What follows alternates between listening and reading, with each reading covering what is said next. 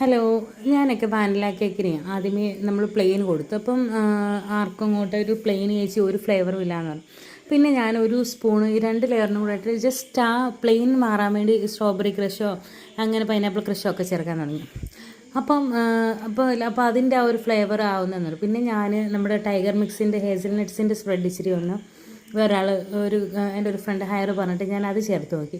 അപ്പോൾ ശരി, അപ്പം കുഴപ്പമില്ല. അപ്പോൾ സ്ഥിരമായിട്ട് ഈ വാനില കേക്ക് വാങ്ങുന്നവർക്ക് ഈ ഒരു ഇത് തന്നെ എപ്പോഴും കൊടുത്താൽ അവർക്കൊരു ഇതാവത്തില്ലല്ലോ. ഒരു പ്രാവശ്യം ഞാൻ പിന്നെ മിൽക്ക് മെയ്ഡ് ചേർത്ത് നോക്കി, ജസ്റ്റ് ലൈറ്റായിട്ടൊന്ന് മിൽക്ക് മെയ്ഡ്. പക്ഷേ അപ്പോൾ പിന്നെ നല്ല ടേസ്റ്റ് ഉണ്ട്, എല്ലാവർക്കും പിന്നെ അതിഷ്ടമാകും.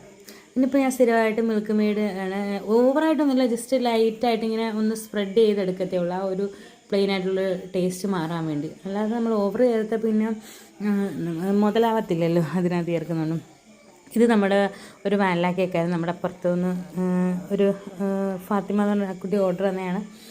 അപ്പോൾ ഡിസൈനൊക്കെ കസ്റ്റമൈസ്ഡ് ഡിസൈനൊക്കെ തന്നെ. പക്ഷേ കളർ ഏകദേശം അവർ തന്ന കളർ ഭയങ്കര ഡാർക്ക് കളറാണ്. അത്രയും കളറൊന്നും ഞാൻ ചേർക്കാൻ ഓവർ പിന്നെ കേക്ക് കഴിക്കാൻ പറ്റില്ല. അതുകൊണ്ട് അവരോട് പറഞ്ഞ് ലൈറ്റ് കളറാക്കി. ഇതായിരുന്നു കേക്കിൻ്റെ ഫൈനൽ ലുക്ക്. വീഡിയോ ഇഷ്ടപ്പെടുകയാണെങ്കിൽ ലൈക്ക് ചെയ്യുക, കമൻറ്റ് ചെയ്യുക. Thanks for watching.